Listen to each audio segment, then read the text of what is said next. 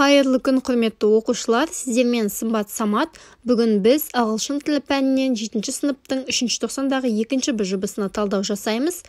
7-ші сыныптың 1-ші бжб-сына менде талдау жасалған болатын, каналымнан іздеп көрсеңіздер болады. Бүгінгі бжб-ның тақырыбы Natural Disasters, табиғи апаттар. Бірінші тапсырма бізде reading, оқу. Task 1, read the text and then mark the sentence true or false. Бірінші тапсырма берілген мәтінді оқып, мәтін астында берілген сөйлемдердің дұрыс не бұрыс екендігін анықтау. Қазір мен сіздерге берілген мәтінді оқып, аударып шығамын, және қазақша аудармасын осы видеоның астындағы описанияда қалдырамын. Haiti in ruins after huge earthquake. Гаити үлкен жер сілкінісінен кейін қираған. Television pictures are slowly beginning to show how great the damage is in Haiti following the huge earthquake on Tuesday. Сейсенбі күнгі үлкен жер сілкінісінен кейін Гаитиге келтірілген залалдың қаншалықты үлкен екенін теледидардағы суреттер біртіндеп көрсете бастады. A magnitude 7.3 quake just 16 kilometers from the capital hit the Caribbean nation as people were going home after work. Елордадан небәрі 16 шақырым жерде 7,3 балдық жер сілкінісі Кариб теңізіндегі елде адамдар жұмыстан кейін үйлеріне қайтып бара жатқанда болды. Much of the country has been devastated. Елдің көп бөлігі қирап қалды. Many major buildings in the capital Port-au-Prince have collapsed, including the presidential palace and the UN headquarters. Ел астанасы Порт-au-Принстегі көптеген ірі ғимараттар, соның ішінде президент сарайы мен Біріккен ұлттар ұйымының штаб-пәтері қирады. Haiti's president René Préval described the scene in the capital as unimaginable. Гаити президенті Рене Преваль ел астанасындағы оқиғаны елестету мүмкін емес деп сипаттады. The Red Cross says up to 3 million people have been affected. Қызыл крест 3 миллионға жуық адам зардап шеккенін айтады. Mr. Préval fears well over 100,000 people may have died. Преваль мырза 100 мыңнан астам адам өлген болуы мүмкін деп қорқады. Haiti's ambassador to the USA, Raymond Joseph, said there was no way of estimating how many casualties there were. Гаитидің ақштағы елшісі Raymond Joseph қанша адам құрбан болғанын бағалау мүмкін емес деді. Countries around the world are acting quickly to send whatever help they can to Haiti. Дүние жүзіндегі елдер Гаитиге қолдарынан келген көмекті жіберу үшін жылдам әрекет етуде. Haiti is one of the poorest countries in the world.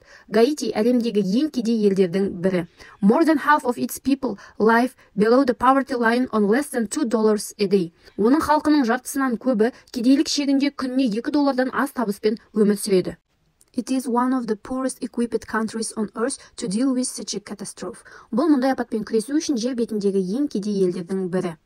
The nation was still trying to recover from being hit by 4 deadly hurricanes in 30 days in 2008. Ел 2008 жылы 30 күн ішінде 4 адам өліміне әкелетін дауылдан зардап шеккеннен кейін әлі де қалпына келуге тырысты. Its economy is in ruins and it has a long history of corruption and coups. Оның экономикасы күйреуде және сыбайлас жемқорлық пен төңкерістердің ұзақ тарихы бар. Берілген мәтінді оқып аударып шықтық, енді төменде берілген сөйлемдердің дұрыс не бұрыс екендігін анықтайтын боламыз. Most Haitians were having their breakfast when the earthquake hit. Жер сілкінісі болған кезде көптеген гаитилықтар таңғы астарын ішіп отырған. False. Екінші сөйлем. The president palace was in ruins after the earthquake. Жер сілкінісінен кейін президент сарайы қирап қалған. True.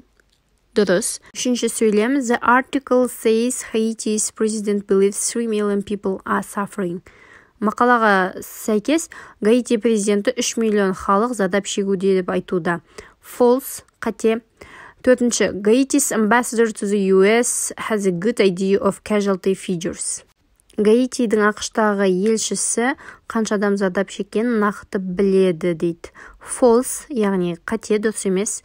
Бесінші, most Haitians are so poor they live on less than $2 a day. Көптеген гаитилықтар өте кедей және $2 кем ақшаға өмір сүреді дейді күніне. True.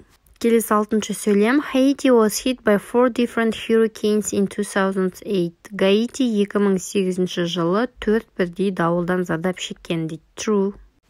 Осымен біздің бірінші тапсырмамыз аяқталды. Енді екінші тапсырма бізде speaking, сөйлеу. Task 2, choose the question and be ready to answer it after the teacher starts the conversation. You should add your ideas to the class discussion. Екінші тапсырмада біз төменде берілген сұрақтардың біреуін таңдап, мұғалім сұрақ қойғаннан кейін соған жауап беруге дайындалып отыруымыз керек. Бұл жерде сізде сыныпта пікірталас болады, яғни сіз осы пікірталасқа, осы тақырыпқа қатысты өз пікіріңізді білдіруіңіз керек. Төменде бізде 6 сұрақ берілген. Natural disasters, яғни табиғи апаттар тақырыбына қатысты. Осы 6 сұраққа мүмкін болатын жауаптарды, мысал жауаптарды сіздерге ұсынамын. Бірінші сұрақ: What can be done to prevent natural disasters? What are possible preventive measures? Табиғи апаттардың алдын алуға не істесе болады дейді. Менің жауабым: We can't stop natural phenomena from happening, but we can make them less damaging if we understand better why they happen and what we can do to prevent or mitigate them. And we can minimize the harm from the natural disaster if we know safety measures, how to act and what to do, where to stay, etc. when the hazard happens. Менің жауабым: біз табиғи апаттарды болдырмау қолымыздан келмейді, бірақ біз олардың зардабын азайтуымызға болады. Яғни табиғи апат орын алған кезде қалай қимылдау керек, не істеу керек, қайда бару керек деген сияқты ақпараттарды білетін болсақ, біздің жаңағы сауаттылығымыздың арқасында біз зардабын азайтсақ болады. Бірінші сұрақ түсінікті болды деген ойдамын. Енді екінші сұрақ: How can we help victims of a natural disaster? Табиғи апаттардың жертваларына, зардап шеккен адамдарына біз қалай көмектесе аламыз? Мүмкін жауап: Giving money always helps, but it's not the only thing families can do. There are other ways. Donate food or other items. Check with your local Red Cross chapter, community center, or place of worship to find out what they need. Sometimes charities get too many donations and have to spend money storing or handling the extra items, so ask what's needed before you give. Ақшалай көмектесуге болады, бірақ бұл жалғыз жол емес, тамақпен де немесе керек жарақпен де көмектесуге болады. Жергілікті жерде ұйымдастырылған көмек қорларына хабарласып, не қажет екенін сұрасаңыздар болады, және сол қажет заттарға ақша берсеңіз, немесе сол қажет заттар сізде болса, соларды апарып берсеңіз болады. Donate your time, offer to help sort through donations or deliver goods to families affected by the disaster. Уақытыңызды бөліп көмектессеңіз болады, жаңағы жиналған заттарды апарысуға көмектессеңіз болады. Яғни отбасыларға қандай да бір көмегіңіз тиетін болса, соны көрсетуге әрине болады. Organize the fundraiser, start the drive to collect money or supplies for disaster victims. Немесе қор ашып көмектессеңіз болады. Яғни көмек қорын ұйымдастыруыңызға болады. Ол ақша жинаумен айналысуы мүмкін, ол қор немесе тамақ, керек жарақ заттар жинау мүмкін, соны өзіңіз ұйымдастырсаңыз болады. Екінші сұрақта осымен тамам. Үшінші сұрақ: What problems do people have after a natural disaster? Табиғи апаттан кейін адамдар қандай проблемалармен ұшырасады? In a disaster we face the danger of death or physical injury. You may also lose your home, possessions, and the community. Such stressors place you at risk for emotional and physical health problems. Stress reactions after a disaster look very much like the common reactions seen after any type of trauma. Табиғи апаттан кейін сен өлімге немесе физикалық жарақатқа тап болуы мүмкін. Сонымен қатар үйіңді, дүние мүлкіңді және өз қоғамыңды жоғалтып алуы мүмкін. Физикалық, психологиялық, моральдық денсаулығына зақым келуі мүмкін. Яғни табиғи апаттан кейін адамдар осындай проблемалармен ұшырасады. Үшінші сұрақтың жауабы түсінікті болса, төртінші сұрақ: Could the internet be helpful in case of a disaster? In what way? Табиғи апат кезінде интернет несімен пайдалы?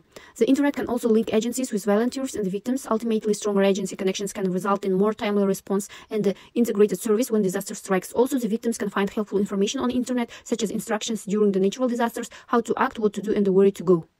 Әрине, табиғи апат кезінде интернет өте пайдалы, себебі ол осы жәрдемдесетін, көмек ұйымдастыратын агентстволармен немесе еріктілерді бір-бірімен байланыстыруы, немесе зардап шеккен адамдарды осы агентстволармен қорларға шығуға көмектесуі мүмкін.